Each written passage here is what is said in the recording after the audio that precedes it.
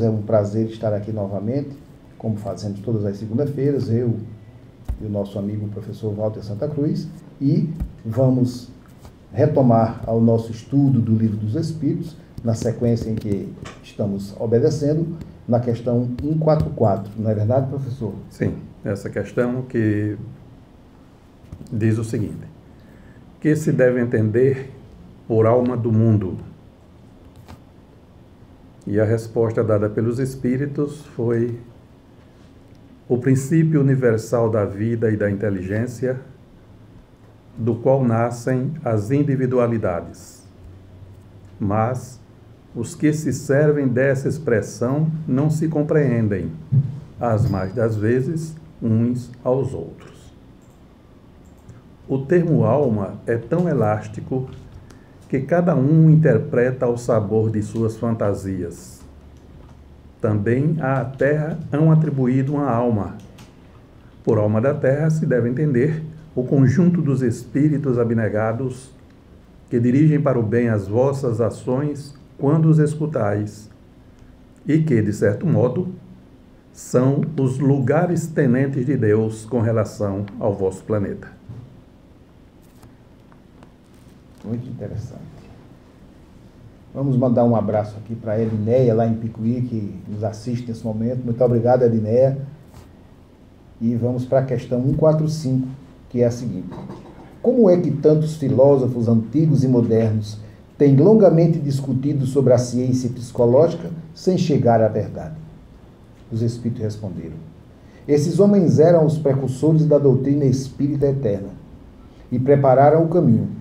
Eram homens e puderam enganar-se, porque tornaram pela luz as suas próprias ideias, mas os seus mesmos erros, através dos prós e contras de suas doutrinas, servem para evidenciar a verdade. Aliás, entre esses erros se encontram grandes verdades que um estudo comparativo vos fará compreender. Porque, na verdade, esses filósofos vieram digamos assim, com a missão também de já preparar um terreno, seria isso, né? Trazer uma informação que viria mais adiante com mais, digamos assim, corpo. E esse vocábulo alma, dentro do que já foi dito anteriormente, ele tem várias conotações, desde que nós entendamos sobre o que estamos falando, tudo bem. Vale salientar que o fato de eu não compreender bem a resposta às perguntas 145, 144 e 145 não significa que eu não entendi a doutrina espírita. Não significa dizer que eu não entendi o conceito de alma. É apenas um material extra que nós estamos estudando, e como nós estamos fazendo esse estudo de forma sequenciada, nós estamos lendo as perguntas 145, 144 e 145, e dessa forma nós vamos seguindo pergunta a pergunta, pelo menos por enquanto.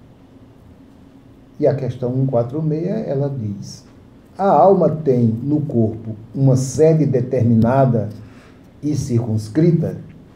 Resposta dos espíritos: não. Mas ela se situa mais particularmente na cabeça, entre os grandes gênios e todos aqueles que usam bastante o pensamento, e no coração dos que sentem bastante, dedicando todas as suas ações à humanidade. Interessante a resposta, não é? Dá uma ideia de... É como se fosse uma localização, pelo menos, para que eu compreenda um pouco mais sobre essa situação da alma em determinados seres. E ela se desdobra, né, na 146A, que se deve pensar da opinião dos que situam a alma num centro vital. E a resposta: quer isso dizer que o espírito habita de preferência essa parte do vosso organismo, por ser aí o ponto de convergência de todas as sensações.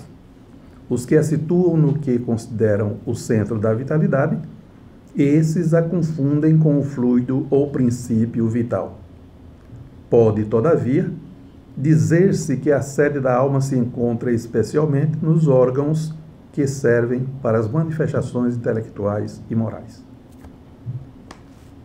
Ele dá uma ideia geral de se alguém é mais intelectualizado, a alma, poderíamos imaginar que ela estaria mais atuante nos centros que comandam a intelectualidade, no caso de um ser dotado de grande moralidade, seria mais voltada naqueles centros correspondentes. Porque na verdade o cérebro de todos tem o mesmo tamanho e peso, não é isso? Então, a alma que habita aquele corpo naquele momento é quem vai fazer uso deste instrumento físico para que o corpo corresponda, não é isso? Uhum. E aí é interessante porque cada cérebro ele vai ser manipulado por uma determinada entidade. Quer dizer, outra entidade, para manipular aquele cérebro, tem que ser via o que está tomando conta, digamos, daquele cérebro, assim, do espírito encarnado. E comumente nós vemos as pessoas dizerem, mas fulano estudou, fez isso. Você estuda também, termina, todos se formam numa área, mas todos têm a mesma habilidade, né? Isso é uma prova de que as individualidades falam mais alto. Engenharia, por exemplo, todo engenheiro faz da mesma forma, os cálculos sim, mas a habilidade com o trabalho, lidar com aquilo, com aquele conhecimento. Cada um de nós dá a sua contribuição para o avanço da humanidade, nos mais variados campos de conhecimento humano, e exatamente isso é que faz a diferença e faz ser agradável a gente viver. Já pensou se nós vivêssemos num local onde todas as pessoas fizessem a mesma coisa? Seria entediante. Então... é essa diferença que nos une também, né? Sim, sim. Pela necessidade que vai haver entre um e outro se estarem sempre... Principalmente porque nós vivemos no dia a dia para gerenciar as diferenças. Porque as coisas que já são comuns não precisa de grande esforço, não, mas as diferenças sim. Porque dependendo da diferença e dependendo de quem é diferente, aí você precisa despender uma energia maior ou menor para aquela situação. É verdade. Vamos passar agora para o materialismo, que está no capítulo 3, né? Subcapítulo 3, dentro desse que nós iniciamos, é o materialismo, né? Na questão 147, que diz assim: por que os anatomistas, os fisiologistas e, em geral, os que se aprofundam nas ciências naturais são frequentemente levados ao materialismo? A resposta dos espíritos: o fisiologista refere tudo o que vê. O orgulho dos homens, que todos creem saber, não admitindo que alguma coisa possa ultrapassar o seu entendimento. Sua própria ciência os torna presunçosos. Pensam que a natureza nada lhes pode ocultar.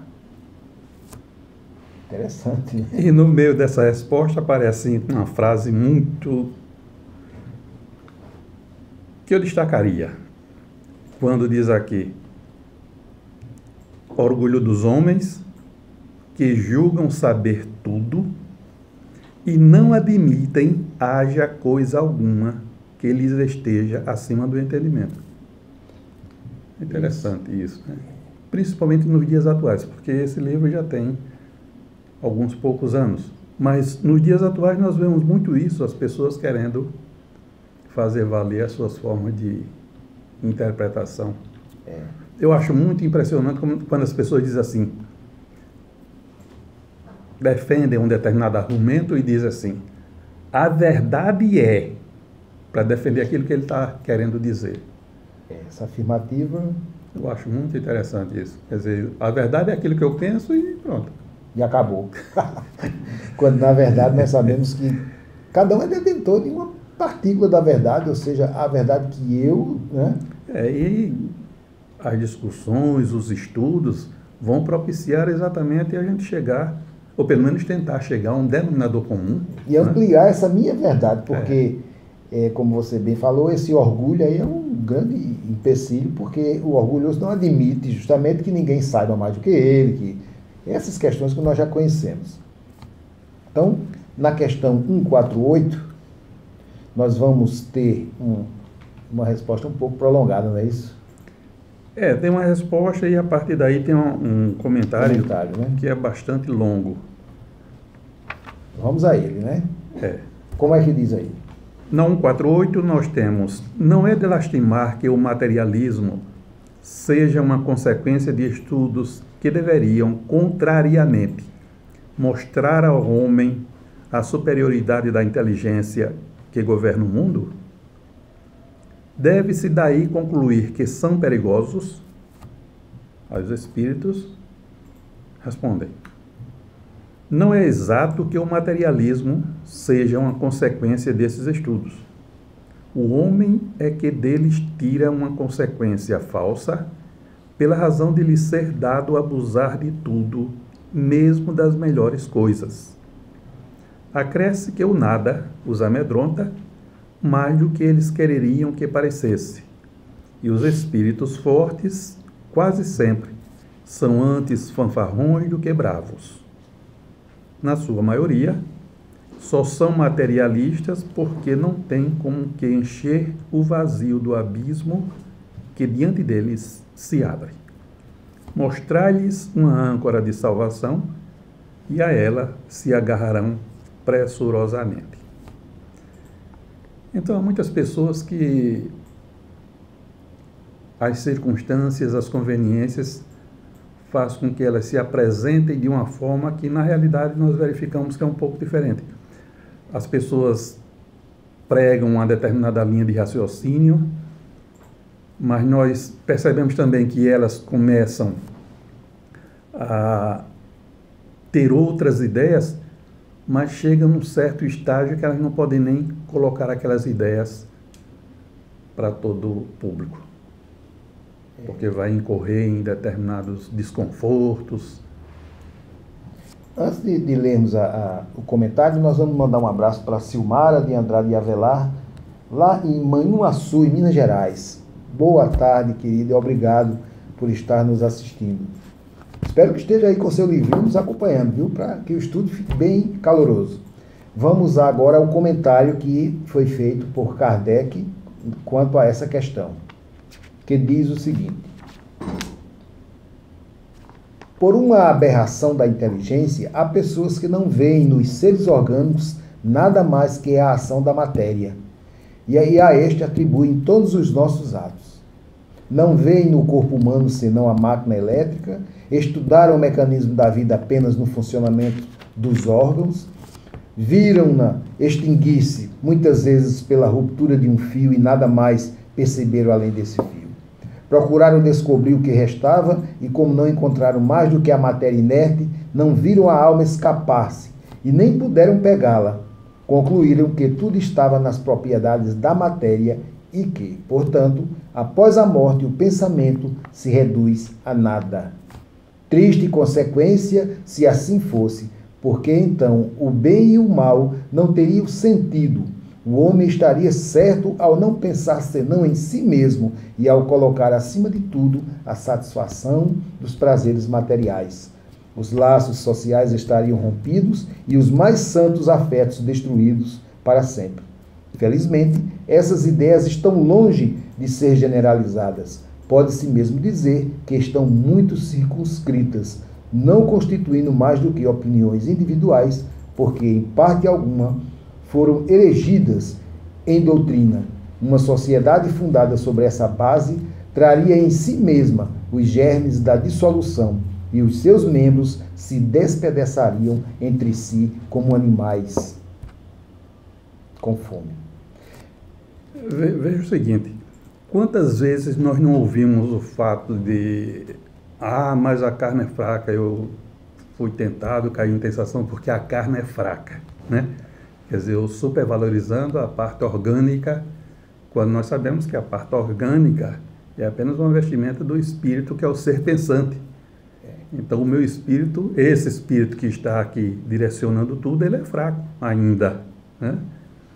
O ainda é exatamente porque um dia ele vai ser perfeito. Está no processo evolutivo, está andando, caminhando. No parágrafo seguinte, conforme dissemos, esse comentário é bastante longo, nós temos: o homem tem instintivamente a convicção de que nem tudo se lhe acaba com a vida. O nada lhe infunde horror. É em vão que se obstina contra a ideia da vida futura. Ao soar o momento supremo, poucos são os que não inquirem do que vai ser deles, porque a ideia de deixar a vida para sempre algo oferece de pungente. Quem de fato poderia encarar com indiferença uma separação absoluta, eterna, de tudo que foi objeto de seu amor? Quem poderia ver sem terror abrir-se diante de si o imensurável abismo do nada, onde se sepultassem para sempre todas as suas faculdades, todas as suas esperanças, e dizer a si mesmo: pois que, depois de mim, nada, nada mais senão o vácuo. Tudo definitivamente acabado. Mais alguns dias e a minha lembrança se terá apagado da memória dos que me sobreviverem. Nenhum vestígio, dentro em pouco, restará da minha passagem pela terra. Até mesmo o bem que fiz será esquecido pelos ingratos a quem beneficiei. E nada, para compensar por tudo isto, nenhuma outra perspectiva, além da do meu corpo roído pelos vermes. E nesse tocante, nós constantemente ouvimos as pessoas dizerem que não acreditam na reencarnação, obviamente. Morreu ali, acaba tudo, quer dizer, tudo que eu tinha, que eu era, estava ali e acabou. Então, minhas lembranças, meus sentimentos, tudo foi ali naquele corpo. Quando, na verdade, do outro lado, continua. E aí meu espírito está com todas as informações que, como você bem colocou, eu imprimia no corpo físico para que ele executasse. Uma vez que a carne é fraca, mas a desculpa que não cabe mais, né? Então, não é assim que procede? Não continua do outro lado? O meu espírito não vai levar essas lembranças, todo esse arcabouço de conhecimento, eu não levo comigo? E aí me lembrei um detalhe, é que certa vez eu vi um amigo nosso, ele que se diz materialista, não acredita em nada. Aí, certa vez ele disse: olha, eu sonhei com uma mãe. Sonhei com uma mãe, e a mamãe dizia a mim tal coisa.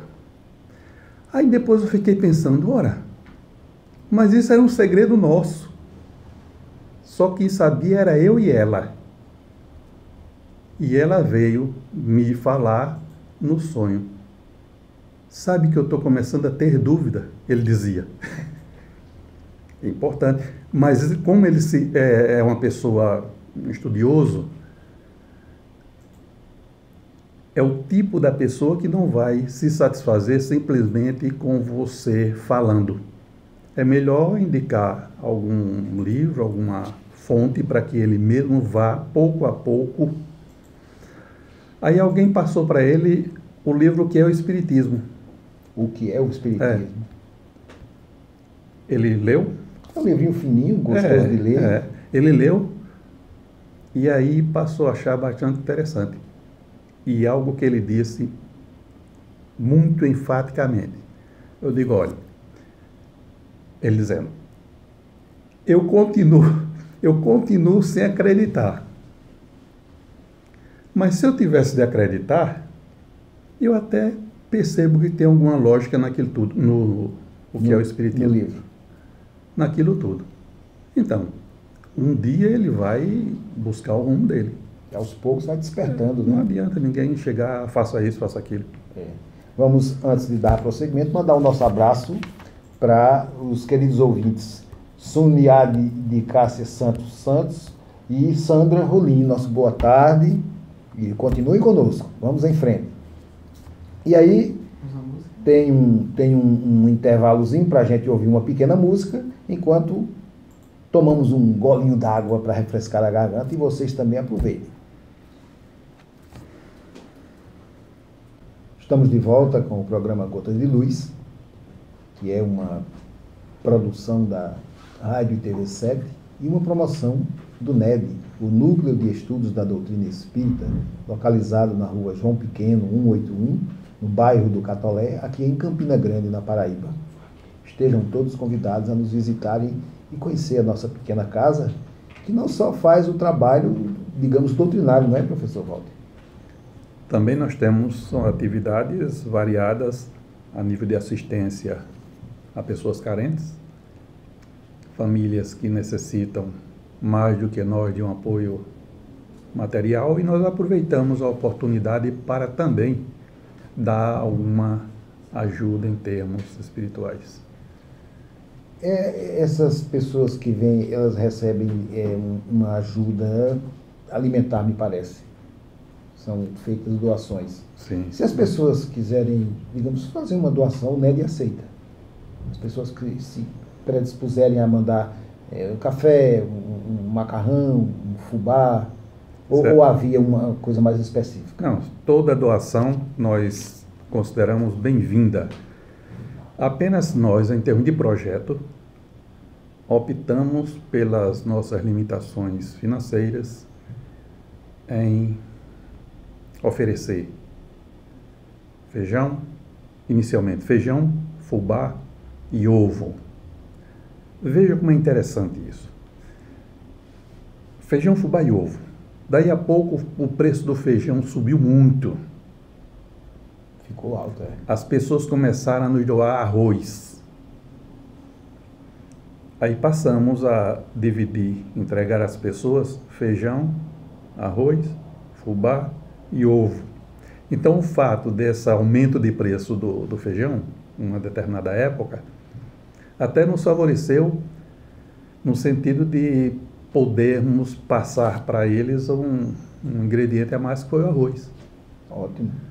E nós... Há quem diga, mas só isso, ora, é a alimentação básica do dia a dia. E tem outro detalhe, isso é o que nós podemos oferecer. E é feito de coração. Sim, porque as pessoas vêm aqui porque querem receber, elas não são obrigadas a receber. E nós temos todo uma certa metodologia procurando ser o mais justo possível. As pessoas que nós estamos trabalhando com elas são pessoas realmente carentes, necessitadas. E olha, se nós disséssemos só vamos entregar feijão, essas pessoas agradeceriam imensamente. Exatamente. É impressionante como esse pessoal tem uma visão diferente em muitas situações. É verdade. E além desse trabalho, tem também os estudos, né? Que a casa sempre... Tem os estudos às segundas-feiras, de 20 às 21h30. Nós estamos iniciando o livro Os Mensageiros, de André Luiz. E... a sequência daquela obra, né? Mas nós estamos... porque o nosso lar, ele já é mais habitual para nós. Nós estamos nos Mensageiros, possivelmente nós vamos procurar uma sequência de aparecimento dos livros. Sim. Mas uma que nos interessa diretamente a nível de demanda e a nível também de grupo mediúnico.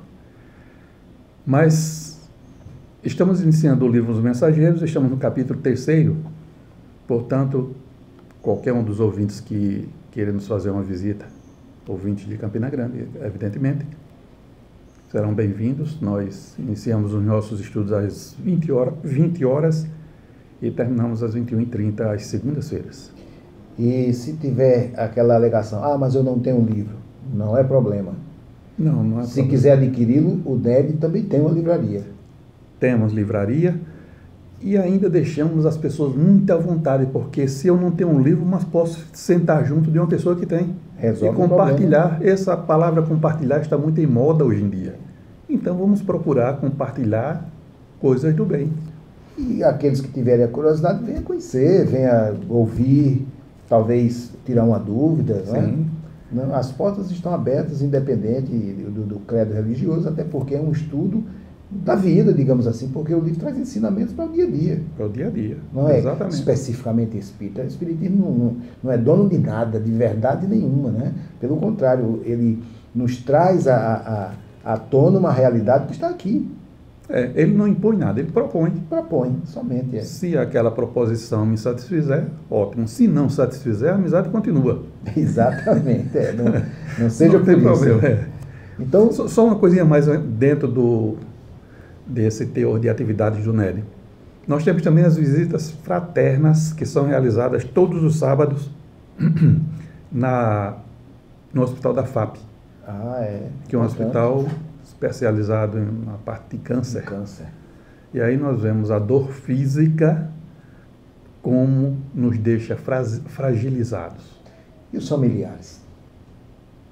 Quando uma pessoa adoece, principalmente de alguns tipos de doença, adoece toda a família. O cuidado tem que ser um cuidado mais holístico.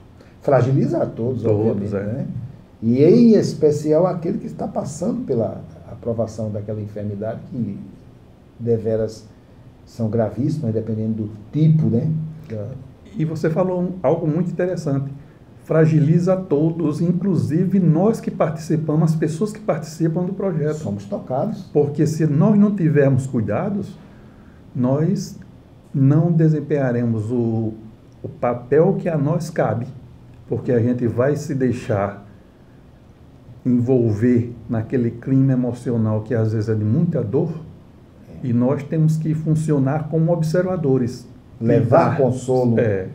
Aí vai terminar sendo consolado também. Não deixa de ser, porque à medida que você emite energia naquela direção, energia no bem, você recebe também outras energias de gratidão vindo ao seu encontro. E isso nos leva à lei de ação e reação, de causa e efeito.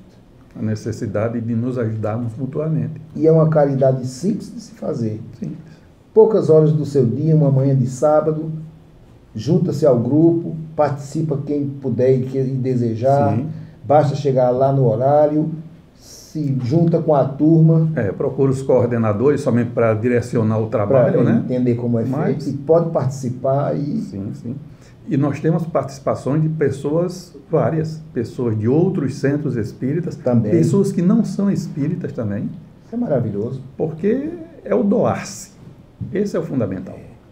Não importa, e nem tem lugar nenhum da doutrina dizendo que você só faz se for espírita. Não, pelo contrário. Convida a todos que participem. Isso é fantástico. Dando continuidade, nós vamos, na sequência agora, no próximo parágrafo. Este quadro, refere-se ao quadro acima, né, do que foi lido, tem qualquer coisa de horroroso e de glacial?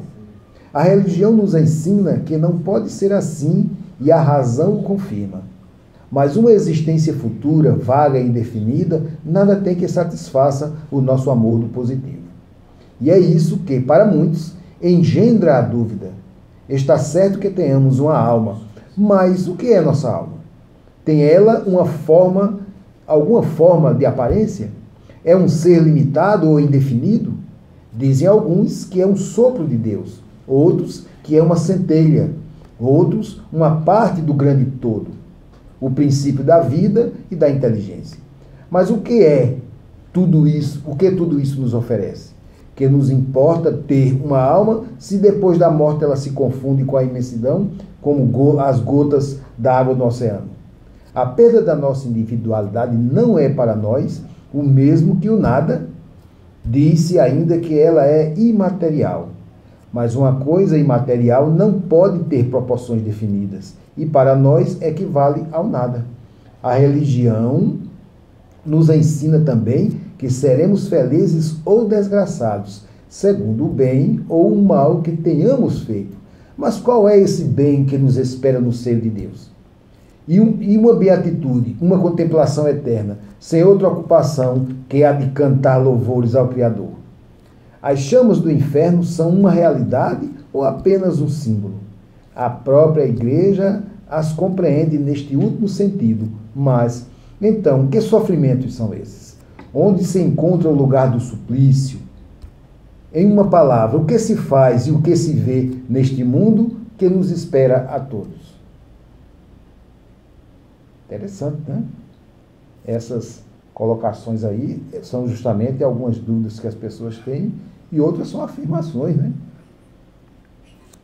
E há uma outra frase aqui interessante que dizem que ninguém jamais voltou de lá para nos dar informações. Ora, como? Veja como as coisas são interessantes, porque aqui eu tenho um material para ler, estudar, me aprofundar o mais possível e tentar chegar a uma resposta satisfatória para mim, não é? É uma forma, uma orientação. Continuando o último parágrafo, inclusive, esse comentário foi bastante longo, né? Foi.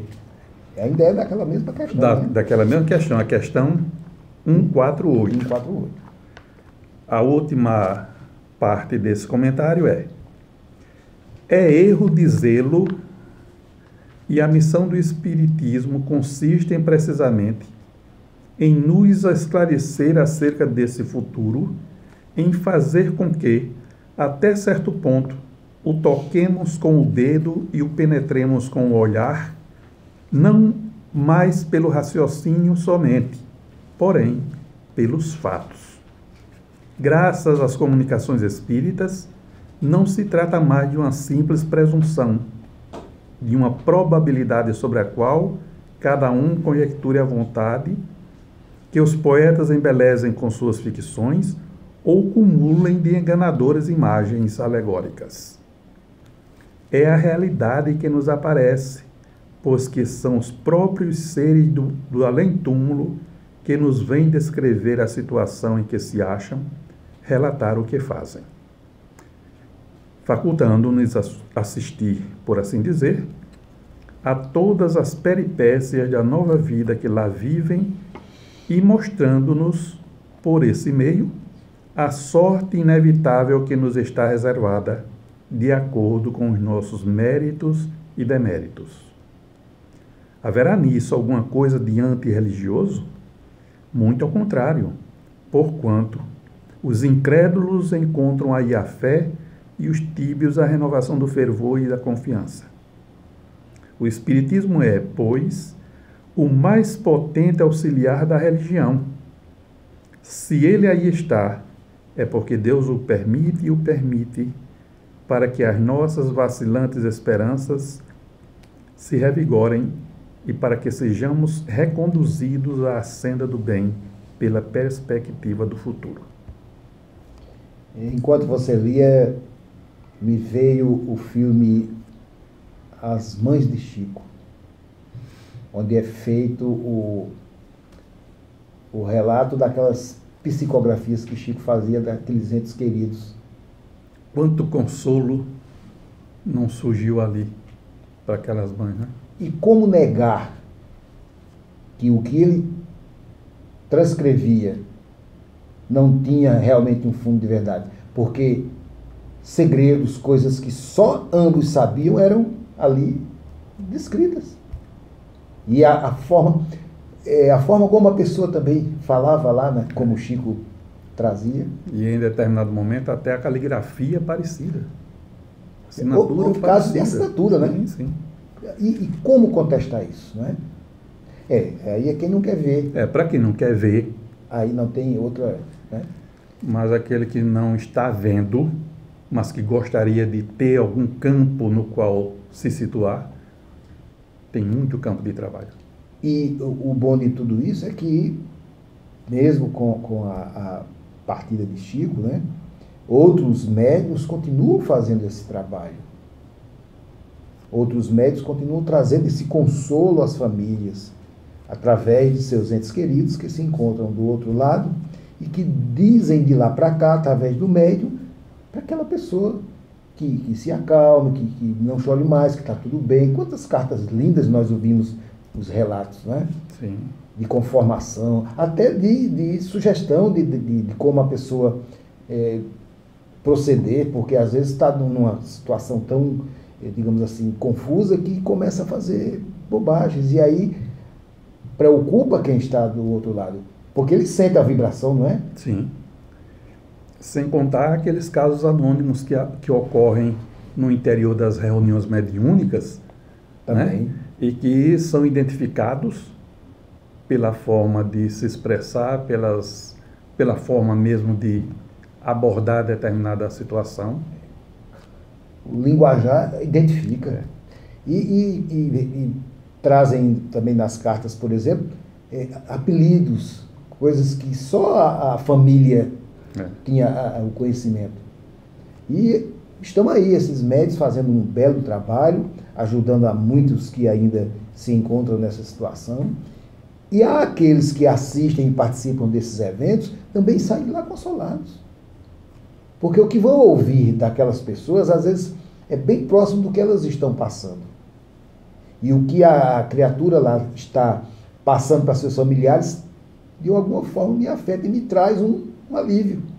Porque os meus estão ali na mesma situação que aquele. Então eu deduzo que, se aquele está daquela forma trazendo essa informação, os meus também estão aguardando ansiosamente para fazê-lo, e se já não o fazem, mentalmente.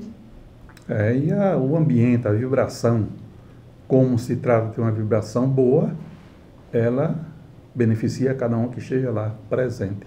Só em assistir e ver já se sai aliviado, se sentindo bem, é fantástico. É um trabalho muito bonito. Mas poucos acreditam ainda, mas não é, eu diria, não é o fim do mundo, né? Pelo contrário, as coisas estão aí a cada vez mais se cumprindo, como o próprio Jesus disse, que vossos netos profetizarão, vossos avós verão, é uma coisa assim, né? Que ele mostra que a coisa está caminhando, parece que todos temos algo de mediunidade e que a coisa vai, aos poucos, se tornar mais comum, mais aceitável, por conta de todos termos a capacidade de perceber melhor. E se nós olharmos para nós mesmos, quantos de nós não entrou no espiritismo por necessidade, né? Alguns nasceram, já reencarnaram em casa espírita, lar espírita, né? Outros não, outros entraram pela dor e estão tentando acertar os passos com a lei. Graças a Deus estão encontrando as respostas que eles mesmos vão ter que executar, né? Sem dúvida. Então, encerrando este capítulo, vamos agora ao próximo capítulo, na próxima segunda-feira, o capítulo 3º, que tem como título Retorno da Vida Corpórea à Vida Espiritual, e no tomo 1, A Alma Após a Morte. E vem a questão 149, que é dela que partiremos o estudo da próxima segunda. Professor, suas considerações finais para que encerremos o programa de hoje. Gostaria, nesses momentos finais, de dizer para todos aqueles que nos ouvem, que nos veem, que desejamos de coração que esses momentos que passamos juntos tenham sido tão agradáveis para vocês quanto foi para nós aqui. Foram momentos onde nós conversamos sobre algo muito bom, algo muito importante para a nossa vida, para a compreensão de nós mesmos, consequentemente, para a compreensão daqueles que estão mais próximos de nós, daqueles que nos cercam e daqueles outros que estão mesmo à distância. Então, deixaria para todos os que nos acompanharam aí através da internet um grande abraço e votos de muita paz. Então, meus queridos internautas, nossos sinceros agradecimentos. Fiquem com Deus, aproveitem bem a semana, releiam quem tem o Livro dos Espíritos, dá uma relida para entender melhor, como disse o professor Valdo, à medida que a gente vai lendo, a gente vai captando melhor as informações, o entendimento vai se encaixando. Dúvidas existirão, porque até nós mesmos que militamos temos sim muito que aprender, somos todos aprendizes, não há, como dizem, professor nem doutor ainda em Espiritismo. Então estamos todos no mesmo caminho, de mãos dadas, vamos confiar em Deus, sempre haverá um dia melhor, amanhã o sol vai brilhar para todos, vamos erguer nossas cabeças, confiantes, firmes e atentos para o que nos envolve, o que está ao nosso redor e em especial nossa família. Muita paz, que Deus abençoe a todos e até a próxima segunda. Beleza? Missão cumprida. Não. Você vai fazer o seguinte, esses 2 vídeos que você gravou... Deixa eu dar um pause aqui nesse.